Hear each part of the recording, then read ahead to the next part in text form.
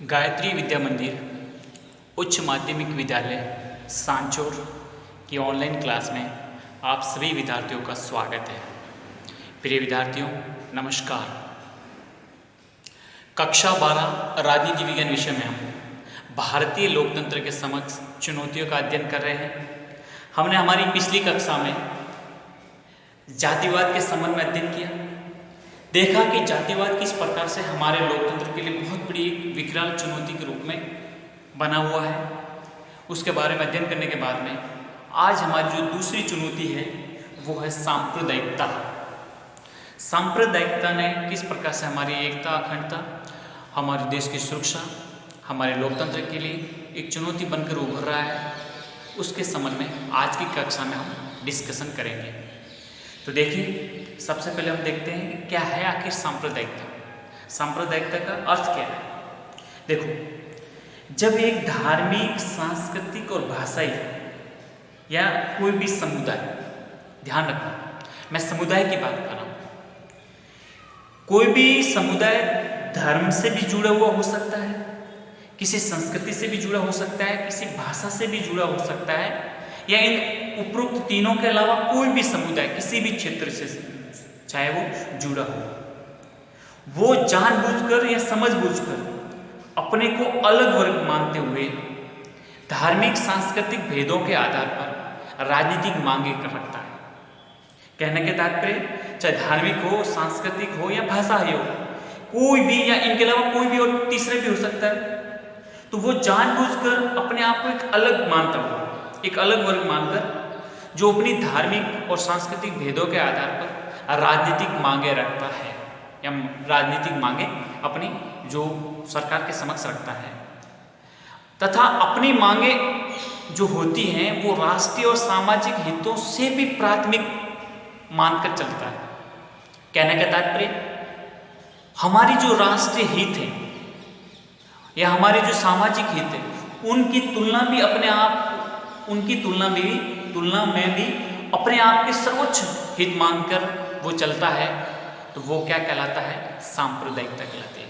यानी अपने संप्रदाय की मांगों को देश के हित से या राष्ट्रीय हित से भी बड़ी मांगें मनवाना या रखना, वो सांप्रदायिकता कहलाती है। कहने का तात्पर्य सांप्रदायिकता के लिए अपने देश के हितों को भी वो तिलांजलि दे देते हैं, या फिर अपने जो सामाजिक हित होते हैं, जो मानव समुदाय के हित होते हैं, उनको भी वो तिलांजलि देना चाहते हैं। आई बात समझ में? तो आप समझ सकते हो कि देश के हित से भी बड़े अपने समुदाय के हित मानकर चलने वाले ऐसे संगठन जो हमारी देश की एकता, अखंडता के लिए चुनौती बनकर उभरते हैं, हमारे लोकतंत्र के लिए चुनौती बनकर उभरते हैं, हमारी कानून व्यवस्था के लिए चुनौती बनकर उभरते हैं, तो ये प्राय किसी धर्म से हो सकते हैं, संस्कृति हो सकते हैं, भाषा से हो सकते हैं, क्षेत्र से हो सकते हैं, किसी और समुदाय से हो सकते हैं, और ये अपने आप को एक अलग वर्ग मानकर अपने हितों को राष्ट्रीय हितों के ऊपर स्थापित करके या सर्वोच्च मानते हुए, चाहे राष्ट्र के लिए कुछ भी हो, हम तो हमारे हित लेकर रहेंगे, इस प्रकार की भावना को लेकर चलने वाले जो संगठन है, ये समुदाय है, वो सब सांप्रदायिकता के तौर पर अपन समझ सकते हैं। बात है समझ में? अर्थात सांप्रदायिकता के अंदर वे सभी भावना और क्रियाकलाप आ जाते हैं जिनमें किसी धर्म या भाषा के आधार पर किसी समूह विशेष के हितों पर बल दिया जाता है, उनमें राष्ट्रीय हितों से भी अधिक प्राथमिकता दी जाए, अथवा उस समूह में पृथकतावाद की भावना उत्पन्न हो जाए या उसको प्रोत्साहित किया जाए, तो आप सब इनको किस में समझ सकते हैं? सांप्रदायिकता के अंतर्गत समझ सकते हैं। यानी राष्ट्रीय हितों से भी बढ़कर अपने हित, ठीक है, और समुदाय के हित, अपने जो सामाजिक हित है उनसे भी बढ़कर उसके अपने हित, ठीक है, प्राथमिकता देना। दूसरा, पृथकता की भावना तैयार करना कि हमारा आपसे कोई लेना देना नहीं है, हम स्वतंत्र हैं, हम पृथक हैं, और हमारा पृथक राज्य हो सकता है, और कुछ भी जिस प्रकार से वो जो से भी मांग करें, वो सब इस प्रकार के जो भी क्रियाक्रम होते हैं, क्रियाकलाप होते हैं, ये सब किसमें शामिल किए जा सकते हैं? सांप्रदायिकता में। स्पष्ट हुआ? इसलिए विंसेंट स्मिथ कहते हैं कि एक सांप्रदायिक व्यक्ति या समूह वह है जो कि प्रत्येक भाषा या धार्मिक समूह को एक ऐसी पृथक सामाजिक और राजनीतिक इकाई मानता है जिसके हित अन्य समूह से पृथक होते हैं और उनके विरोधी भी हो सकते हैं। ऐसे ही व्यक्तियों या व्यक्ति समूह की विचारधारा संप्रदायवाद या सांप्रदायिक कहा जाएगा। बात हुई उन्होंने स्पष्ट की जो हमने पिछले जो पूर्व में इसको समझाने के दौरान किया था।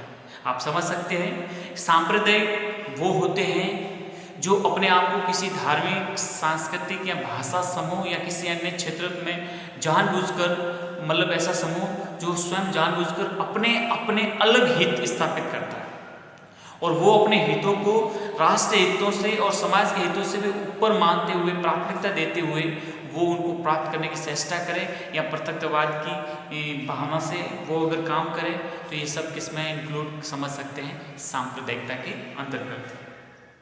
स्पष्ट हुआ? अब देखिए सांप्रदायिक संगठनों के जो उद्देश्य हैं ये ऐसा क्यों करना चाहते हैं, इसका मकसद क्या है, तो आप समझिए। शासकों के ऊपर दबाव डालकर अपने सदस्यों के लिए अधिक सत्ता, प्रतिष्ठा और राजनीतिक अधिकार प्राप्त करना होता है इनका मकसद। देखो जो भी हमारी सरकार है, सरकार को संचालन करने वाले जो भी संगठन है या सरकार की जो भी संरचना है, उनके ऊपर इस प्रकार का दबाव डालना और अपने सदस्यों के लिए जो भी इस सांप्रदायिक संगठन में, समुदाय में जो भी हैं, उनके लिए ज़्यादा से ज़्यादा अधिक सत्ता, प्रतिष्ठा और राजनीतिक अधिकार प्राप्त करना होता है। और ऐसे समूह राष्ट्रीय और सामाजिक हितों के ऊपर अपने समूह के हितों को प्राथमिकता देते हैं, जिससे समाज में फूट पैदा होती है। ये किसी को अधिकार नहीं है कि किसी संप्रदाय के हितों को राष्ट्र के हितों से प्रमुखता दी जाए, नहीं। समुदाय के हित राष्ट्र के हित के अधीन है, न कि उसको ऊपर है। लेकिन जो सांप्रदायिक संगठन होते हैं, गुट होते हैं, समुदाय होते हैं, वो हमेशा अपने हितों को राष्ट्र के हितों से भी ज़्यादा प्राथमिकता देते हैं।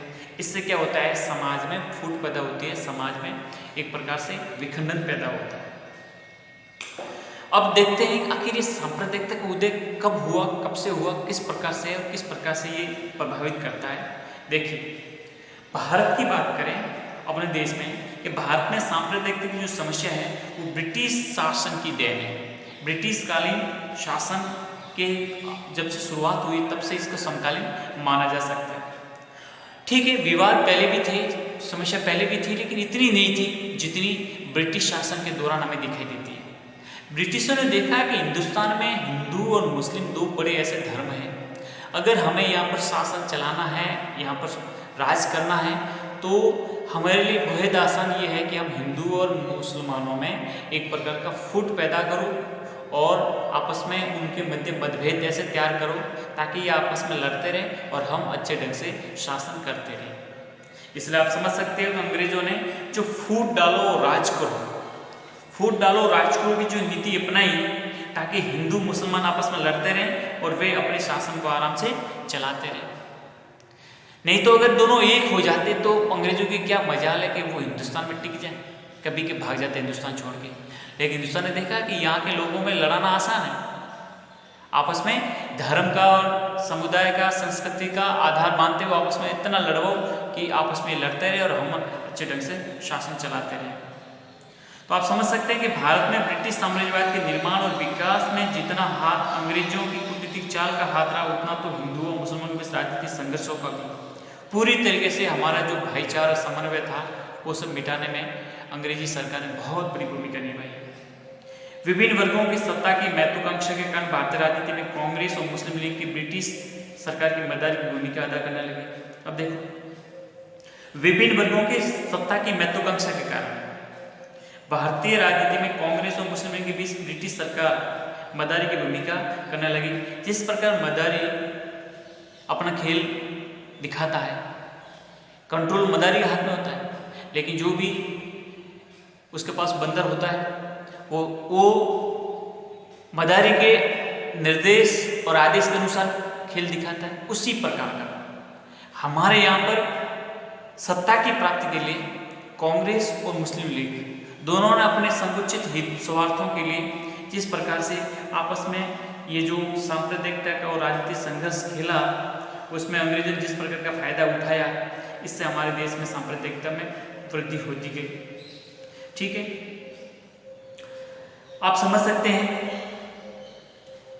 मेहता और पटवर्धन स्पष्ट तौर पे कहते हैं कि अंग्रेजी शासकों ने अपने आप को हिंदू मुसलमानों के मध्य खड़ा करके ऐसे सांप्रदायिक त्रिभुज की रचना करने का निश्चय किया जिसके आधार बिंदु वे स्वयं रहे। मतलब उन्होंने ऐसा ट्रायंगल बनाया जिसमें सेंटर में तो खुद में ये खुद रहे और किनारे पे हिंदू और मुसलमानों को खड़ा कर दिया ताकि आपस में लड़ते रहे। ये बहुत बड़ी समस्या बनकर उभरी। और यही नहीं, ये इस जो सांप्रदायिकता के जो बीज बोके गए, इसका परिणाम हम सबके सामने है, भारत और पाक का विभाजन। ठीक है, तो ब्रिटिश सरकार की नीतियों के कारण भारत में सांप्रदायिकता बढ़ती रही। कभी उन्होंने हिंदुओं को राजी करने के लिए मुसलमानों को उपेक्षा की, और फिर हिंदुओं के विकास आधुनिक के कारण मुसलमानों को विशेष रियायतें देकर राजी करने का प्रयास किया। यानी कभी हिंदुओं को मनाया, कभी मुसलमानों को मनाया, कभी हिंदुओं से उपेक्षा की, कभी मुसलमानों से उपेक्षा की। उनका मकसद तो केवल राज चलाना था, शोषण करना था, अत्याचार करने थे, उनके हितों की पूर्ति करना था। लेकिन उनके हितों की पूर्ति के आड़ में हमारे देश का जो भाईचारा, एकता, अखंडता थी, उसको बहुत बड़ी चोट पहुंचाने की अंग्रेजों ने महत्वपूर्ण अपनी भूमिका निभाई। आप समझ सकते हैं कि जिस प्रकार से भारतीय राष्ट्रीय कांग्रेस की स्थापना हुई और भारत में हिंदू मुसलमान कंधे से कंधा मिलाकर इस अंग्रेजी सरकार के खिलाफ लड़ रहा था, और जिस प्रकार से 1905 में बंगाल विभाजन हुआ और बंगाल विभाजन और मुस्लिम लीग की स्थापना, आप समझ सकते हो ये अंग्रेजों की बहुत बड़ी गहरी चाल थी।